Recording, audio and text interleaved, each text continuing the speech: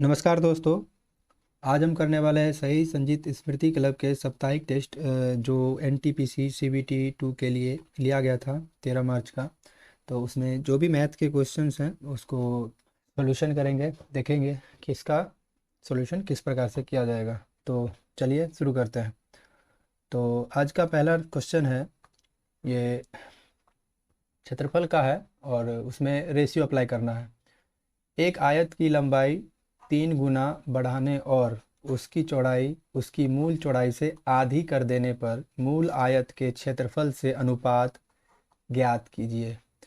तो मूल आयत के क्षेत्रफल से बोला है, तो अब मूल आयत का क्षेत्रफल आप इधर लिखिए, रेशियो ये जो नया वाला बनेगा इधर लिख देंगे।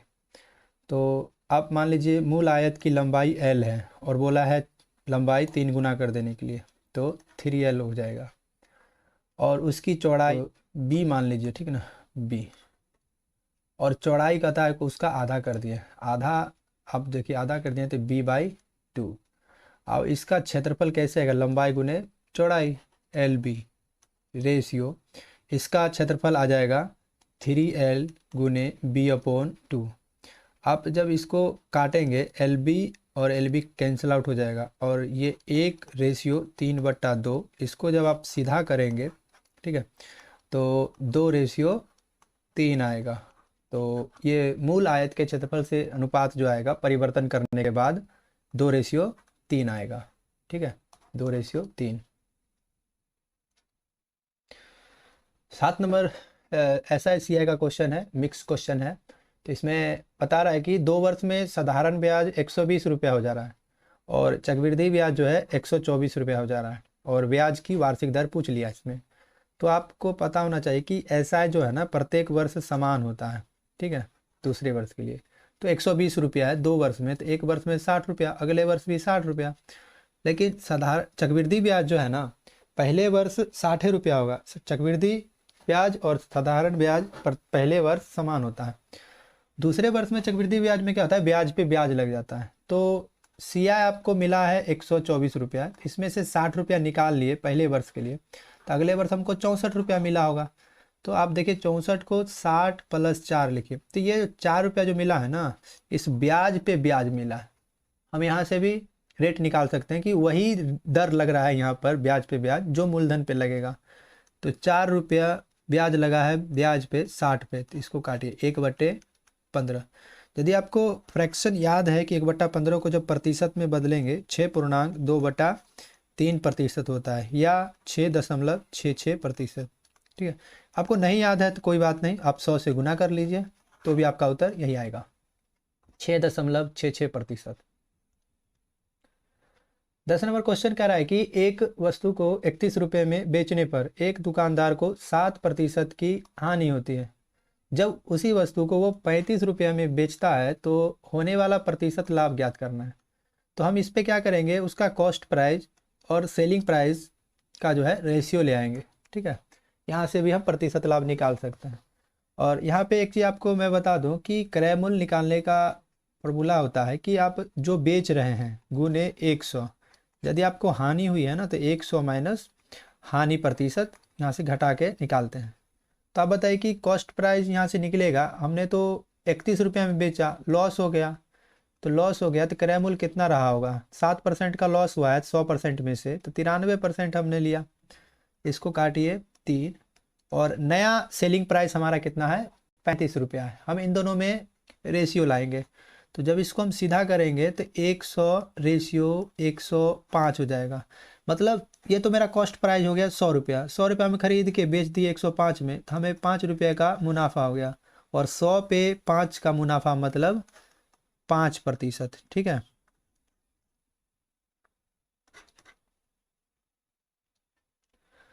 अरुण कक्षा में 27वें स्थान पर है, ठीक है, और विजय अरुण से 7 स्थान आगे है। तो आप यहाँ पे देखें कि अरुण जो है यहाँ से चला 27वें स्थान पर है और विजय इससे 7 स्थान जो है आगे है, तो मतलब यहाँ पे वो 20वें स्थान पे रहा होगा। और विजय के बारे में ऐसा बोला गया है कि ये जो है ना अंतिम से 36वें स्थान पर है। तो इसको जोड़िए कितना आया, 56। आप यहाँ पे एक चीज़ ध्यान देंगे कि विजय विजय जो है इधर से 20वें स्थान पे था, ये बॉक्स बना देता हूँ मैं, और लास्ट से आया और ये 36वें स्थान पर है। ये पोजीशन जो है 2 बार काउंट हो गया है, तो इसमें से आपको एक बार हटाना पड़ेगा। तो 55, मतलब उसमें स्टूडेंट की संख्या 55 ही थी। एक कुएं में 15 मेंढक थे, और जिसमें से 7 की मौत अकारणवश हो गई, और कुएं में बचे मेंढकों की संख्या, तो धड़फड़ में 8 मत मार दीजिएगा, 15 घटा के, गलत हो जाएगा। उसमें यह नहीं बोला है कि जीवित मेंढक है कि मृत मेंढक है, वो मेंढक की संख्या पूछ रहा है, मरा हो जिंदा हो कोई फर्क नहीं पड़ता। 15 था, भले 7 मर गया, कुआं से निकाले तो नहीं, तो ये 15 का 15 मेंढक है उसमें, ठीक है। इसका उत्तर 15 हो जाएगा। तो इसमें पिरामिड का क्वेश्चन है, लंब पिरामिड है और आधार 10 सेंटीमीटर भुजा का एक वर्ग है। तो मान लीजिए ये उसका आधार होगा, तिरछा फिगर बना लीजिए। इसमें इसका पिरामिड की ऊंचाई, तो ऊंचाई जो होता है ना उसका एकदम सेंटर से उठेगा ये, ठीक है। और और उसका जो तिर्यक ऊंचाई होगा ना, ये यहाँ पर आएगा, इधर से देखिए, इधर ये वाला, ठीक है। और ये आप बताइए कि मध्य में है, तो टोटल भुजा 10 है, तो ये कितना आ जाएगा 5, और हाइट कितना है 12। इस फिगर को बाहर निकालेंगे तो आपको ये ऐसा मिलेगा, ये 5, ठीक है, और ये 12, और ट्रिपलेट लगाएंगे ये 13 आ जाएगा। इस हाइट को जो है ना तिर्यक ऊंचाई कहते हैं पिरामिड का, जब हम सवाल बना रहे होंगे। इसका पृष्ठ क्षेत्रफल का फॉर्मूला होता है, ठीक है, पृष्ठ क्षेत्रफल का फॉर्मूला होता है 1/2 गुने परिमाप, परिमाप कहने का मतलब आधार की परिमाप लेंगे, गुने तिर्यक ऊंचाई लेंगे, ठीक है। तो 1/2 गुने परिमाप 40 गुने तिर्यक ऊंचाई 13, ठीक है, 20, 260। तो इसका उत्तर 260 हो जाएगा, ठीक है। जब बोलेगा कुल पृष्ठ क्षेत्रफल तो जाके हम आधार का क्षेत्रफल ऐड करेंगे, जब तक कुल नहीं बोलेगा तो हम ऊपर का ही पृष्ठ क्षेत्रफल लेंगे। 22 नंबर क्वेश्चन में बताया कि 12 संख्याओं का औसत 9 है, प्रत्येक संख्या को 2 से गुना कर दिया गया। अब यहाँ पे बोला है प्रत्येक संख्या को, और 4 जोड़ा भी गया है प्रत्येक संख्या में, तो नए सेट का औसत। जब प्रत्येक संख्या बोला है ना, ईच नंबर, तो औसत में भी वही परिवर्तन होगा। 2 से गुना किया है तो एवरेज में भी 2 से गुना हो जाएगा, यदि 2 जोड़ेगा तो एवरेज में भी 2 जुड़ जाएगा। तो आप देखिए इसमें बोला कि पहले तो उसको 2 से गुना कर दिया, फिर उसमें 2 जोड़ दिया, तो क्या आ जाएगा, औसत पहले कितना था 9 गुने 2 प्लस 2, 9 दूना 18 प्लस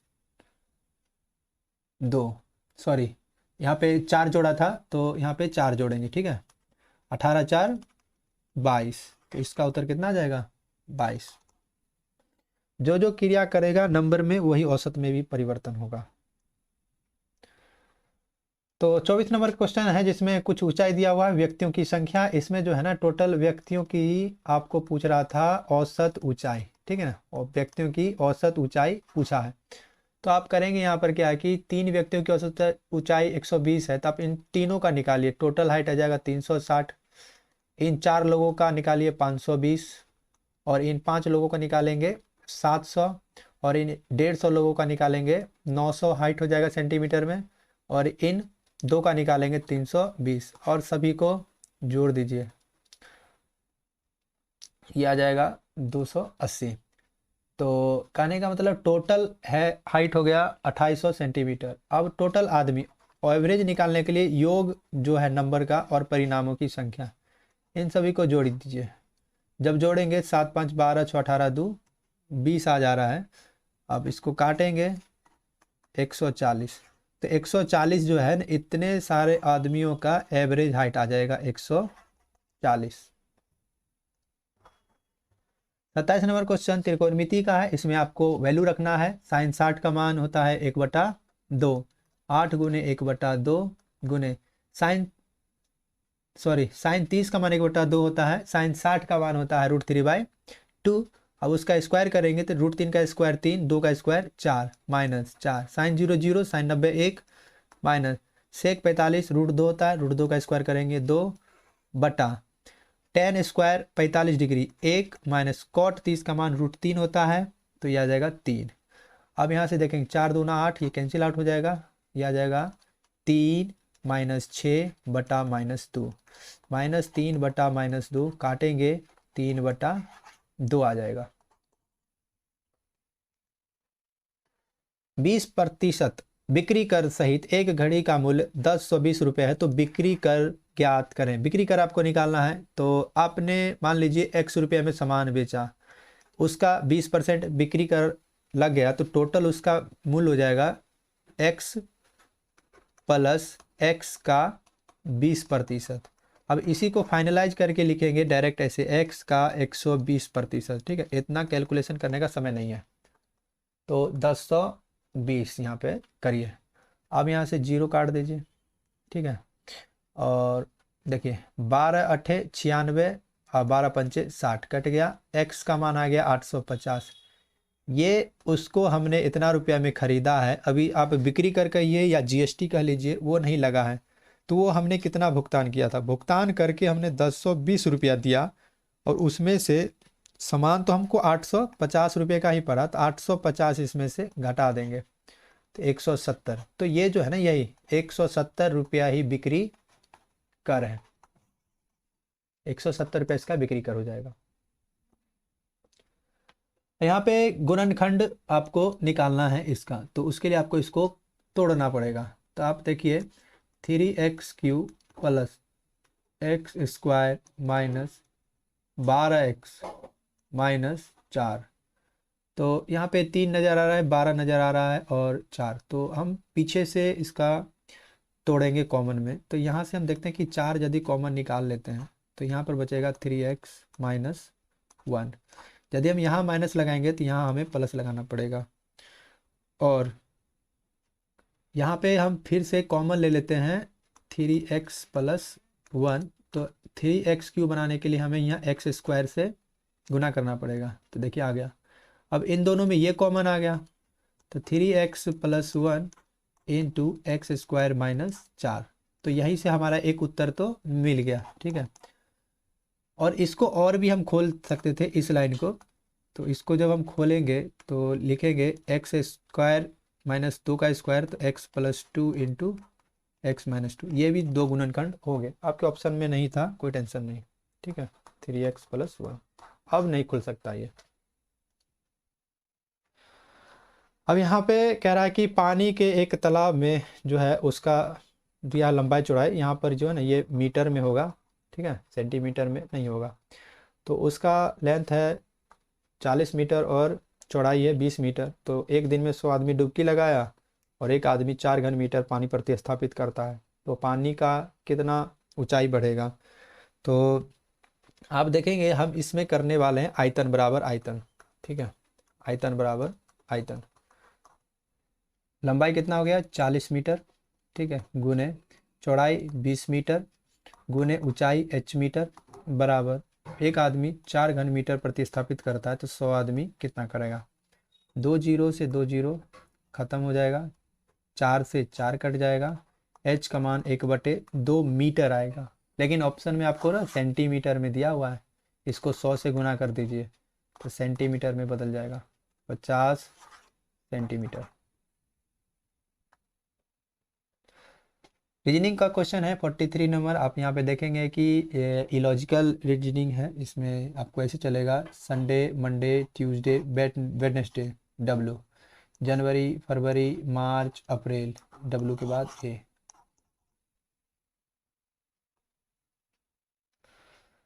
राम और मोहन के कुल प्रतिशत प्राप्त अंकों का अंतर, तो आपको क्या करना है, इसका टोटल कितना नंबर लाया, टोटल परीक्षा दिया है ये 80 नंबर का, जोड़िए इसको कितना आता है, ये 40, अभी 60 6 66, 66 नंबर आया, प्रतिशत निकाल दीजिए, खत्म, यह आ जाएगा 33, ये 4, तो 330/4। अब इसको यहाँ से मैं नहीं काटूंगा, कट जाएगा, लेकिन मैं बताता हूँ क्यों नहीं काटूंगा। और ये इसको जोड़िए, टोटल ये 500 सॉरी 400 का स्कोर है, और जोड़िए इसको 130 70 210 और 10 220 और टोटल जोड़ेंगे 290 आ जाएगा। ठीक है, अब यहाँ से काटिए इसको, 2 को 0 खत्म। अब देखिए 290/4% और ये दोनों प्रतिशत। अब हमको अंतर करना है, कितना का डिफरेंस है, तो आप माइनस लगाइए। जब माइनस लगा दिए तो आप देखेंगे कि एलसीएम मेरा 4 आसानी से आ गया। 330 में से 290 जाएगा तो कितना बचेगा, 40, और काटिए 10%। ठीक है, कभी कभी ज़्यादा नहीं काटना होता है, कम ही काट के उत्तर आ जाएगा आपका। प्रथम 18 विषम प्राकृतिक संख्याओं का माध्य कितना होगा। तो आपको ये पता होना चाहिए कि प्रथम जो है लगातार लगातार विषम प्राकृत संख्या का योग, ठीक है ना, n विषम प्राकृतिक संख्या का योग n² होता है। अब एवरेज आपको निकालना है, तो आप क्या करेंगे, तो टोटल योग n² और नंबरों की संख्या n भाग लगा दें, क्या आ जाएगा n। तो विषम वाला में जो आपको दिया है 18, तो इसका उत्तर 18 ही हो जाएगा। अब यहाँ पे फैक्टोरियल का सवाल दिया है, प्लस प्लस प्लस जैसे 625 फैक्टोरियल तक इकांक पूछ लिया गया है। तो आप यहाँ पे देखेंगे फैक्टोरियल 1 का मतलब क्या होता है, इसका मतलब होता है 1। फैक्टोरियल 2 का मतलब होता है 2 गुने 1। फैक्टोरियल 3 का मतलब होता है 3 गुने 2 गुने 1। फैक्टोरियल 4 का मतलब होता है 4 गुने 3 गुने 2 गुने 1। फैक्टोरियल 5 का मतलब होता है 5 गुने 4 गुने 3 गुने 2 गुने 1। आप इसको लिखेंगे 1 गुना 1 1, 2 गुना 1 2, 3 गुने 2 गुने 1 6, यह आ जाएगा 24, यह आ जाएगा 120। फैक्टोरियल 6 को इसी प्रकार से लिखेंगे तो यह आ जाएगा 720। अब जीरो आने लगेगा इकाई अंक पे, आप जोड़ेंगे तो अब देखिए क्या आएगा, जोड़ेंगे 6 3 9 4 13, हासिल आप इधर रखिएगा 1। क्या फर्क पड़ता है हासिल से, हमें तो यह इकाई अंक पूछा है, इकाई अंक कितना आया 3। इसके बाद कितना भी फैक्टोरियल 625 तक लिख देंगे ना, तो लास्ट में जो है ना आपका यूनिट जो है ना जीरो ही आने वाला है। तो जोड़ेंगे तो शुरुआत के 4 फैक्टोरियल से ही पता चल जाएगा कि यहाँ पे इकाई अंक क्या आने वाला है, तो इसका इकाई अंक 3 आएगा। फैक्टोरियल 4 के बाद, ठीक है, 4 के बाद फैक्टोरियल 5 लिखेंगे तो यहाँ से इकाई अंक 0 आएगा। ठीक है, इकाई अंक, तो यहाँ निकालने की कोई फायदा ही नहीं।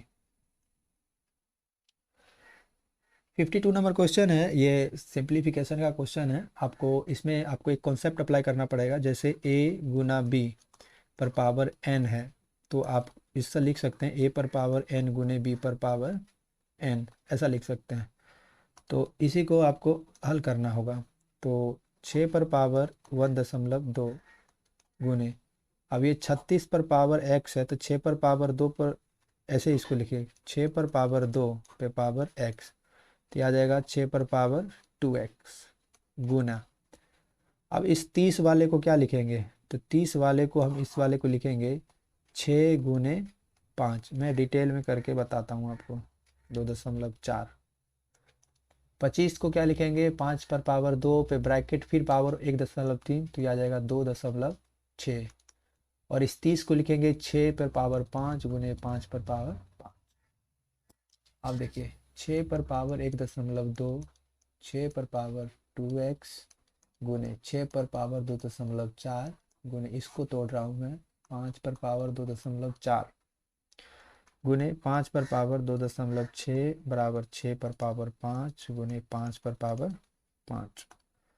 अब यहाँ से आप चेक करें, ये बेस समान है तो पावर जुट जाता है। तो 6 वालों को जब जोड़ेंगे तो 1.2 और 2.4, तो आ जाएगा आपको 3.6 उन्हें 6, और ये आपका 2x, ये भी आपका जुट जाएगा। ठीक है, और आप देखेंगे फिर गुना 5 वाला का जोड़िए, 2.4 2.6, जब इन दोनों को जोड़ेंगे तो यह आ जाएगा 5 पर पावर 5, 6 पर पावर 5 गुने 5 पर पावर 5, ये कट जाएगा। अब बेस समान है इन दोनों का, तो बेस भी हट जाएगा, 3.6 प्लस 2x बराबर 5। 2x बराबर जब आप उसको घटाएंगे तो 1.4 आएगा, x का मान फिर काटेंगे 2 से तो 0.7 आएगा। तो x का मान क्या आया, 0.7। इतना कैलकुलेशन आपको करना पड़ेगा इसमें। 58 नंबर रीजनिंग है। इसमें इसे बनाया है, कोई पैटर्न नहीं है, आपको देखना है ऑप्शन से बना के। तो 3 में 2 जूटा, फिर 35 आ गया अपने मन से, फिर 10 में 2 जूटा, 35 आ गया अपने मन से। तो मतलब यहाँ पे जो भी 2 अंक रख रहा है ना, इसमें 2 का गैप है, इसमें 2 का गैप नहीं है, इसमें 2 का गैप नहीं है, इसमें 2 का गैप नहीं है, सिर्फ इसमें 2 का गैप है। तो यहाँ पर आ जाएगा 17 और 19। तो इसका ऑप्शन बी हो जाएगा। 62 नंबर क्वेश्चन में कह रहा है कि दो बालकों की आयु का अनुपात 5 और 6 है, 2 वर्ष बाद यह अनुपात 7 और 8 हो जाएगा। तो आप बताइए कि पहला बालक 5x 2 वर्ष बाद प्लस 2, दूसरा बालक 6x प्लस 2, 2 वर्ष बाद 7/8 हो जाएगा। क्रॉस गुना करिए तो 40x प्लस 16, 42x प्लस 14। तो आ जाएगा यहाँ से x बराबर 2x बराबर 2। तो x का मान कितना आ गया? 1। x का मान 1 है, आप रखिए। तो ये जो बालक होगा 5x वाला, इसकी आयु 5 वर्ष है। 6x वाला जो है, इसकी आयु 6 वर्ष है। तो 12 साल बाद प्लस 12 जोड़िए 17/18। तो इसका उत्तर हो जाएगा, उन दोनों का आयु का रेशियो 12 साल बाद 17/18 हो जाएगा। 5 अंक के विपरीत फलक पे कौन सा अंक होगा? पासा वाला क्वेश्चन है। इसमें आप दो तरीके से बना सकते हैं, या तो इन दोनों पासों को पकड़ लीजिए, या आप इन दोनों पासों को पकड़ लीजिए। इस दोनों पासों को, पहले दो पासों को पकड़ेंगे तो इसमें 5 कॉमन है, तो 1 कॉमन ट्रिक लगाएंगे, क्लॉकवाइज घुमा देंगे। तो 5 3 2, यहाँ से घुमाइए 5 1 6। तो जो बच गया 5 के विपरीत हो जाएगा, यहाँ से 3 के विपरीत 1, 2 के विपरीत 6, जो बच गया 5 के 4। आप ये लास्ट वाला दो पासा देखेंगे तो इसमें 2 कॉमन है, 2 कॉमन ट्रिक लगेगा। इसमें 1 और 6 कॉमन है, और बच के आ गया 5, और इसमें था 4। तो इसके अपोजिट ये हो जाएगा। आप ऐसे भी बना सकते हैं। एक्स के स्थान पे क्या आएगा रीजनिंग? तो आप क्या करेंगे कि इसका सबका स्क्वायर करके जोड़िए बाहर वाले का। तो 5 का स्क्वायर 25, 7 का स्क्वायर 49, 1 50, 75 और 9, 75 9 हो जाता है 84। अब इसका 2 से गुना करेंगे तो 168 आ जाएगा।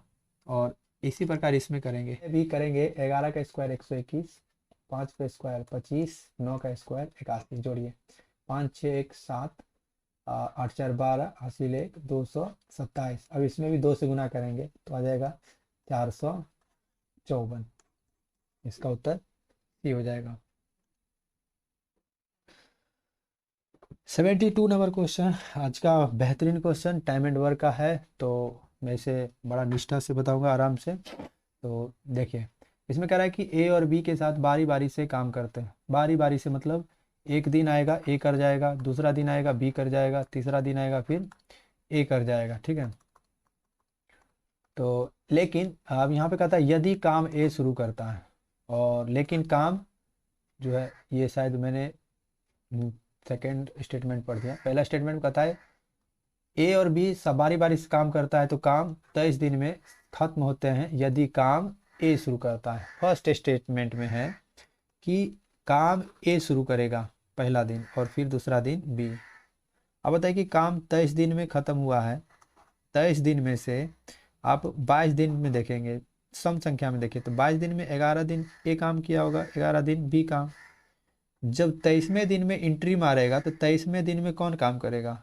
तो 23वें दिन में ए काम करेगा। ये ए करेगा टोटली 12 दिन काम, और बी करेगा 11 दिन का काम। अब देखिए, पहला दिन कौन आया? ए। दूसरा दिन कौन आया? बी। तीसरा दिन कौन आया? फिर ए। चौथा दिन कौन आया? बी। तो आप देख रहे हैं कि बी सम संख्या पे आता है, और ए विषम संख्या वाले दिन पे आ रहा है। तो आप बताइए कि 22 दिन हमने काम करा है, 22 दिन में तो दोनों 11 11 कर देगा काम। अब 22 हो गया तो 23वां दिन में कौन एंट्री मारेगा? ए मारेगा ना। तो ए यहाँ पर करेगा आपको 22 दिन काम, हाँ 12 दिन काम कर जाएगा, और बी कर जाएगा 11 दिन काम कर जाएगा। तो अब आगे बढ़ते हैं। तो काम बराबर होता है क्षमता गुने समय। हम मान लेते हैं ए की क्षमता ए है, तो 12 दिन में कितना काम करेगा? 12 ए, प्लस बी की क्षमता बी है, तो 11 दिन में कितना काम करेगा? 11 बी। सेकेंड केस देखेंगे। सेकेंड केस में ये बोला था कि काम बी शुरू करेगा जब 23.5/8 दिन में काम खत्म होगा, तो बी और ए। अब इसको भी समझ लीजिए कि पहला दिन आएगा कौन करेगा? बी। दूसरा दिन आएगा ए करेगा, तीसरा दिन फिर बी करेगा, चौथा दिन फिर ए करेगा। अब देख रहे हैं बी विषम दिन वाले में आएगा, विषम दिन संख्या जो विषम होगा उसमें आ रहा है, ए सम वाला में आ रहा है। तो आप यहाँ पे देखें काम हुआ है 23.5/8 दिन में। तो आप इसमें से पहले तो बांट लीजिए 22 दिन को, तो 11 दिन ये किया होगा, 11 दिन ए किया होगा, 11 दिन ये बी करेगा, 11 दिन ए करेगा।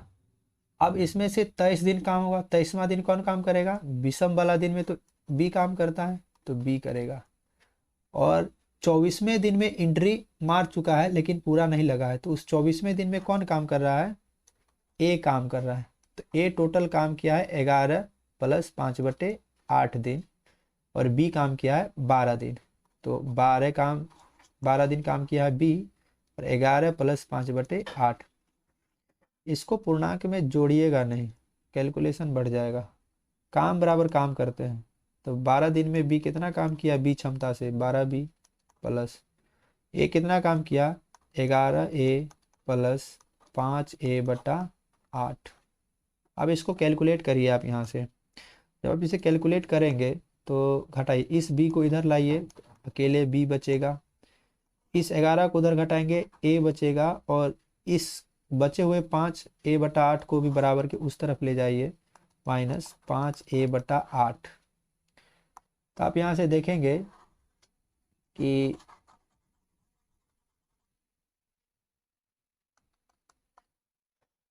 रेशियो लाइए यहाँ से, तो जब घटेगा उधर तो 3a/8 बराबर b, a/b आ जाएगा 8/3। अब यहाँ से क्या करेंगे, ए की क्षमता 8 यूनिट, बी की क्षमता 3 यूनिट, किसी एक में रख देंगे, या आप फर्स्ट समीकरण में रखें या सेकंड में। हम फर्स्ट में रखेंगे, पूर्णांक नहीं है, तो पूर्णांक नहीं है, फर्स्ट में रखते हैं। तो 12a, 12×8 = 96, 11b, 11×3 = 33, टोटल 129 यूनिट का काम हुआ है। अब इसको काम करेगा कौन, करेगा ए की क्षमता से अपनी क्षमता का 1/4। तो ए का 1/4 करेंगे, क्षमता हो जाएगा 2, टाइम बराबर 129/2 प्लस, और बी करेगा अपनी क्षमता का दुगुना, तो हो जाएगा ये 6। तो ये आया 129/8, 128 1/8, 16.1/8 दिन ही आ जाएगा। ठीक है, इसमें कोई ट्रिक व्रिक नहीं लगेगा, इसमें आपको कॉन्सेप्ट ही लगाना पड़ेगा, काम बराबर क्षमता गुने समय तो बनेगा। 77 नंबर क्वेश्चन है, 25 पर पावर 24, ठीक है, इसको भाग लगा रहे हैं 26 से, तो पूछा है क्या शेषफल प्राप्त होगा। तो आप बताइए कि ये जो है 25 26 से कितना कम है, 1, तो भाग लगाएंगे तो -1 शेषफल आएगा, और इस पे पावर है सम संख्या, तो ये आ जाएगा 1। ठीक है, तो इसका शेषफल क्या आ जाएगा, 1। रिमाइंडर थ्योरम से, एक दीवार के सहारे खड़ी हुई एक सीढ़ी का उन्नयन कोण 45 डिग्री है। दीवार से सीढ़ी के पाद की दूरी 8√2 मीटर है, तो सीढ़ी की लंबाई ज्ञात करें। तो आप देखेंगे ये सीढ़ी है और उन्नयन कोण 45 डिग्री है, तो ये 90 है, तो ये भी आपका 45 डिग्री हो जाएगा। ये 8√2 है, तो ये भी 8√2 हो जाएगा। तो आपको पता है कि जब समद्विबाहु समकोण त्रिभुज बनता है 45-45 पे, तो रेशियो लेंगे 1:√2, तो ये आ जाएगा 8√2 गुने √2 यानी 16, मतलब 1√256 का मतलब 256 का मतलब 16 होता है। ठीक है, 16। अब इसमें कह रहा है कि समूह जो है दिया हुआ है अन्य तीनों से भिन्न ज्ञात करें। तो इसमें आप ध्यान से देखेंगे ABCD लगातार लिखा है, लास्ट में Z नहीं लिखा हुआ है। तो आप देखेंगे कि जितने भी ऑप्शन ए कहीं ना कहीं बीच में आ रहे हैं, यहाँ पे आ रहा है, H यहाँ पे आ रहा है, और W बीच में आ रहा है, और Y अकेला जो है ना सबसे साइड में पकड़ा गया, तो इसीलिए ऑड जो है ना यहाँ पे Y हो जाएगा। अब 92 नंबर क्वेश्चन है, रानी अपनी आय का 25% बचाती है। तो आप सोच के चलिए कि 100 रुपया वो कमाती है, 75 रुपया खर्च कर ली और बचाई कितना, 25 रुपया उसका बचत है। आय बराबर होता है खर्च प्लस बचत। अब उसका आय में क्या होता है ना, वृद्धि होता है 29% का। तो नया इनकम 129 रुपया। अब यहाँ पे कह रहा है कि उसकी जो है ना खर्च में भी 20% का वृद्धि हो गया। तो पहले 75 रुपया खर्च करेगा, अब उससे ज़्यादा 120% बढ़ा दीजिए यहाँ से। 25 दिया, 25 चौके, तो अब वो 90 रुपया खर्च करेगी। तो 90 रुपया खर्च करेगी तो बचत कितना होगा, तो जब घटाएंगे तो 39। पहले बचत 25 रुपया, नया बचत 39, कितनी की बढ़ोतरी हुई, 14। किस पे, 25 पे। तो 100 पे कितना काट दीजिए, 14 चौक 56%। 98 नंबर क्वेश्चन है, दो संख्याओं का लस और मस क्रमशः 495 5 है, इन संख्याओं का अंतर 10 है, तो इसका योगफल क्या होगा।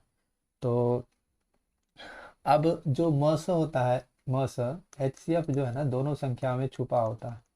तो आप मान लीजिए A है, तो HCF कितना बोला है इसमें, 5 है। तो पहला संख्या 5A और दूसरा संख्या 5B है।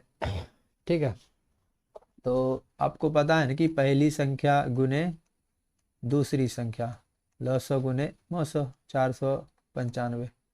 5 से ये काट दीजिए, 5 से काटेंगे तो 9 5 45, फिर 9 5 45। आप देखेंगे A गुना B 99। और 99 जो है कितने तरीकों से बन सकता है, देखिए एक तो बनेगा 1 गुने 99, दूसरा बनेगा 3 गुने 33, ठीक है, एक बनेगा 9 गुने 11। तो आप इसमें चेक करिए कि किसका जो है मसो 5 आएगा यदि, और एलसीएम 495 आएगा। इसमें यदि आप रख देते हैं 5, तो 5 495। तो संख्या का अंतर 10 हो रहा है, नहीं हो रहा है, ये नहीं होगा। इसमें 5 रखे 15, और 33 पंचे 165। आप देखेंगे संख्या का अंतर 10 हो रहा है, नहीं हो रहा है, तो ये भी नहीं लेंगे। 9 11 पे रखेंगे, 5 रखे 45 55। संख्या का अंतर 10 हो रहा है, हाँ हो रहा है, तो इसी का जोड़ पूछा है, 100 हो जाएगा। ठीक है, इसका उत्तर 100। 99 नंबर क्वेश्चन में 800 मीटर लंबी एक ट्रेन 120 किलोमीटर प्रति घंटा की चाल से चल रही है, 1200 मीटर लंबे पुल को पार करने में कितना समय लगाएगी। तो ट्रेन की लंबाई, पुल की लंबाई या प्लेटफॉर्म की लंबाई, ये हमेशा जुट जाएगी। 1200 मीटर लंबा पुल और 800 मीटर लंबी ट्रेन, टोटल हो गया 2000 मीटर। 120 किलोमीटर प्रति घंटा की चाल से चल रही है, तो इसको लगेगा 120। ये दूरी मीटर में है तो चाल भी किलोमीटर, सॉरी मीटर पर सेकंड बदल लीजिए, 5/18 से गुना करके। ठीक है, तो आप इसको काटिए, 6 को 3 से, 6 को 20 से, इसको काटेंगे 100 से, और ये कटेगा 20 से, तो उसको लग जाएगा तकरीबन 60 सेकेंड लग जाएगा। ठीक है, मीटर मीटर कट जाएगा, 60 सेकेंड। 60 सेकेंड का मतलब 1 मिनट होता है, तो इसका उत्तर आ जाएगा 1 मिनट।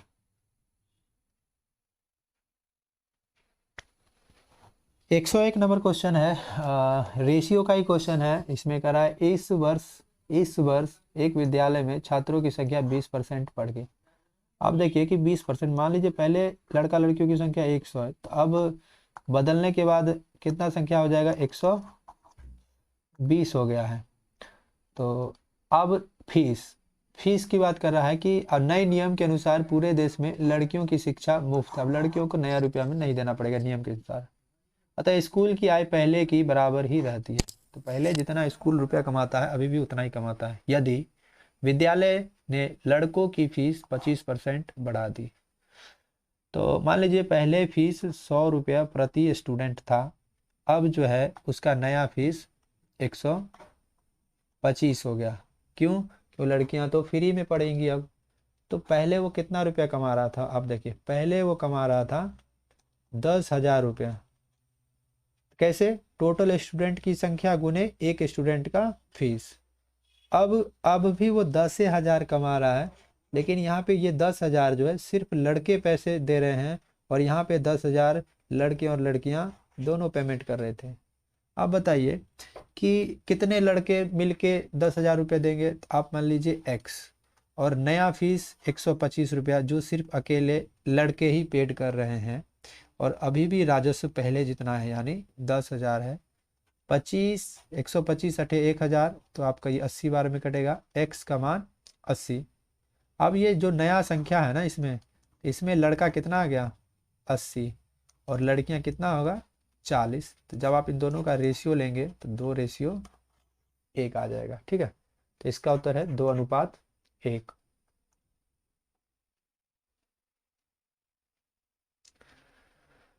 102 नंबर क्वेश्चन है, प्रीति, रोजी और ज्योति में प्रत्येक ने 2 परीक्षाओं में भाग लिया। नीचे उनकी 2 परीक्षाओं में प्रत्येक में प्राप्त अंकों और पूर्णांकों का अनुपात दिया हुआ है। ये और इसमें कहता है किसने सर्वाधिक प्रगति दर्ज की है। इसका मतलब ये हुआ कि पिछले एग्जाम की परसेंटेज के हिसाब से नए जो अगला एग्जाम दिया उसमें किसका अच्छा परफॉर्मेंस रहा।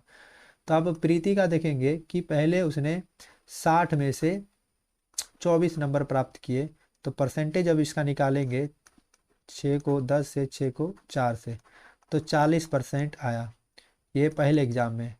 दूसरे एग्जाम में वो क्या करता है 32 और 40। तो आप यहाँ से देखें 4 को 10 से और 4 को 8 से, तो 80% अंक लाया। तो कितना इंक्रीज किया ये 40% इंक्रीज किया। रोजी की बात करेंगे, रोजी 35 अंक लाती है 70 में, तो यानी ये तो अलग से ही पता चल रहा है 50% नंबर आ गया। और फिर ये 54 नंबर लाई है 60 में से, 6 को 10 से, 6 को 9 से, तो यहाँ पर इसने लाया 90% नंबर।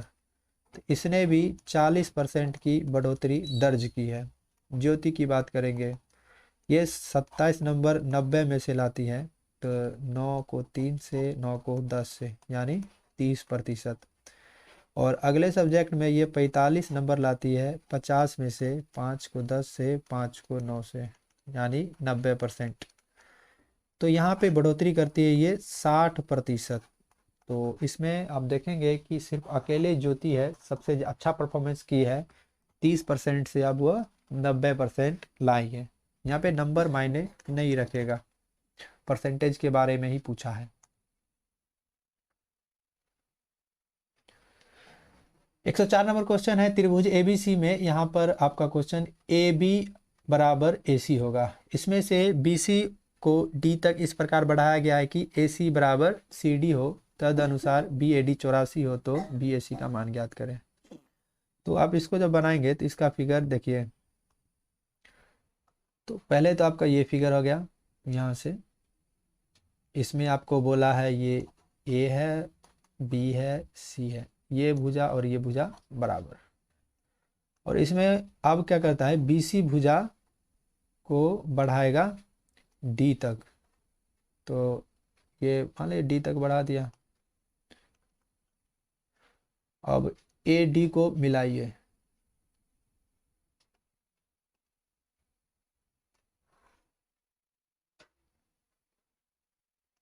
अब इसमें ए सी बराबर फिर सी डी हो गया। तो आप देखिए समद्विबाहु त्रिभुज बन रहा है।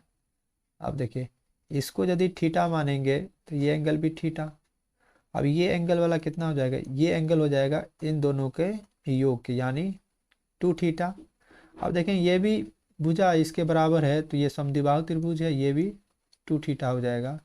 अब बताइए आपको अब देखना है त्रिभुज ए बी डी में त्रिभुज के तीनों कोनों का योग 180 डिग्री होता है। ठीक है, तो यहाँ पे निकालिए बी ए डी 84 दिया हुआ है, ये बी ए डी ये पूरा एंगल जो है, जो मैं कलर कर रहा हूँ पूरा एंगल, ये 84 दिया हुआ है। अब देखिए आ जाएगा इस त्रिभुज के तीनों कोनों का योग 180 डिग्री, तो ये 2 theta plus theta 3 theta plus 84 बराबर 180 डिग्री। 3 थीटा बराबर 96, तो थीटा का मान कितना आ गया 32 डिग्री। तो 32 डिग्री थीटा का मान आया है, लेकिन पूछा क्या है बी ए सी, ये वाला एंगल पूछा है, बी ए सी, ये लाल वाला एंगल। ठीक है, ये लाल वाला एंगल पूछा है। तो अब थीटा का मान 32 है, तो अब बताइए ये आ जाएगा 64, ये भी कितना आ जाएगा 64, तो 128 आ गया। अब बच कितना गया ये 180 माइनस 128, 52 डिग्री। ठीक है, इसका उत्तर आ जाएगा 52 डिग्री। किसी समबाहु त्रिभुज ABC का केंद्रक G है। ठीक है, अब एक समबाहु त्रिभुज बना लीजिए, तो ये आपका समबाहु त्रिभुज बन गया। इसे A है, B है, C है, तो इसका केंद्रक G है, AB 6 है, मतलब इसका भुजा कितना है, समबाहु त्रिभुज सभी भुजा बराबर होती है, तो इसका केंद्रक G है, मान लीजिए। तो समबाहु त्रिभुज में केंद्रक जो होता है ना, एक लंबवत लाइन पे होता है, यहाँ से खींचिए, ये केंद्रक, तो ये आपका G मान लीजिए। और केंद्रक जो है उस लाइन को 2:1 में बांटता है, तो ये इस लाइन पे होगा, लंबवत लाइन पे। तो अब बताइए समबाहु त्रिभुज का हाइट का फॉर्मूला क्या होता है, √3a/2। तो हाइट इसका निकालिए, √3a/2 गुने 6, 3√3। अब ये तो पूरा लेंथ हो गया, इस लेंथ को ये 3√3, तो इसको जो ये पार्ट बांटेगा 2:1 में बांटेगा, तो पूछता है AG का लेंथ, इसका AG का। तो बताइए AG लेंथ कितना है, 2 यूनिट। टोटल लेंथ कितना है 3, तो बांट दीजिए 3√3, 3 3 खत्म, 2√3। केंद्रक उस लाइन को 2:1 में हमेशा बांटता है, इसको ध्यान में रखेंगे, इसका उत्तर आ जाएगा 2√3। वायु की सापेक्ष किसी द्रव की क्रांतिक कोण 45 डिग्री है, तो उसका अपवर्तनांक क्या होता है। म्यू बराबर होता है 1/sin थीटा, 1/sin 45 का मान 1/√2, पलट जाएगा तो आ जाएगा ये √2। वर्षा को A से B तक की दूरी तय करनी है, वह 75% दूरी 60 किलोमीटर प्रति घंटा की चाल से तय करती है और शेष दूरी 40 किलोमीटर प्रति घंटा की चाल से तय करती है। पूरी यात्रा के दौरान औसत चाल कितना है। तो आप ऐसा मान लीजिए कि टोटल लेंथ जो है ना 100 है। ठीक है, इस 75%, ये 75 दूरी चला है 60 किलोमीटर के हिसाब से, यहाँ से समय निकलेगा, और ये शेष दूरी चला है 40 किलोमीटर के हिसाब से। तो यहाँ पे एवरेज स्पीड निकालने के लिए आपको क्या करना है, टोटल डिस्टेंस बटे टोटल टाइम। टोटल टाइम जब हम जोड़ेंगे तो आ जाएगा 15 पचे 15 चौक प्लस 5 से काटिए इसको, 5 को 8 से, 5 को 5 से, जब इसको करेंगे तो आ जाएगा 5.2.5/4। मैं अपने सुविधानुसार काम कर रहा हूँ, 7.5/4। टोटल टाइम ये पता चल गया, तो अब बताइए 7.5/4। अब इसको हल कर लीजिए, 100/75, एक जीरो ऊपर चल जाएगा, गुने 4 भी ऊपर चल जाएगा, 25 या 75, 25 चौका 100, तो आ जाएगा 160/3। 160/3 आया है। अब देखेंगे 53 या 159 होता है, तो एवरेज जो है ये, अब ऐसे मार सकते हैं इसको। किसी जाता है त्रिभुज के परिकेंद्र, अंतःकेंद्र, केंद्रक और लंब केंद्र एक ही स्थान पर हो, त्रिभुज कैसा होगा। तो सब चीज जो है ना आपका, ये जो होता है ना समबाहु त्रिभुज, थोड़ा देर पहले ही बताया था ये इस समबाहु त्रिभुज में जो है ना सब चीज जो है, केंद्रक, परिकेंद्र, लंब केंद्र जो है ना, लंब केंद्र क्या बोला है, परिकेंद्र, अंतःकेंद्र, केंद्रक और लंब केंद्र जो है ना एक ही बिंदु पे होता है, यहाँ पे। ठीक है, परिकेंद्र O, अंतः केंद्र I, ठीक है, केंद्रक G, लंब केंद्र H, ये सब जो है ना एक ही पॉइंट पे होगा समबाहु त्रिभुज में। 118 नंबर क्वेश्चन है, मेडिटेशन में ऐसे कितने अक्षर युग्म हैं जिनके बीच उतने ही अक्षर आते हैं जितने की अंग्रेजी वर्णमाला क्रम में है। यहाँ पे ध्यान देंगे, क्रम बोला है, क्रम का मतलब है कि हम सिर्फ क्रम में ही चलेंगे, उल्टा नहीं चल सकते हैं। तो हमें गिनती जो है ना बाएं से ही करनी है, दाएं से नहीं करेंगे इसको गिनती। ठीक है,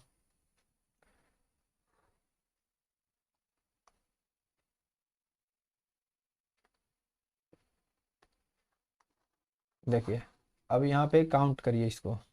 तो काउंट जब इसको करेंगे तो इधर से देखेंगे इस क्वेश्चन में एम 13 नंबर पे आएगा, और ई 5 नंबर पे, ये 4 पे आएगा, आई 9 पे आएगा, टी 20 नंबर पे आता है, ए 1 नंबर पे आता है, और टी 20 नंबर पे, आई 9 नंबर पे, ओ 15 नंबर पे, एन 14 नंबर पे आता है। और इस सवाल में क्रम पे बोला था, क्रम में, तो क्रम से हम सिर्फ बाएं से ही गिन के देखेंगे, जितने आगे तो आगे, नहीं तो छोड़ देंगे। तो आप काउंट करिए, 13, 14, 15, 16, 17, 18, 19, 20, 21, 22, नहीं आया।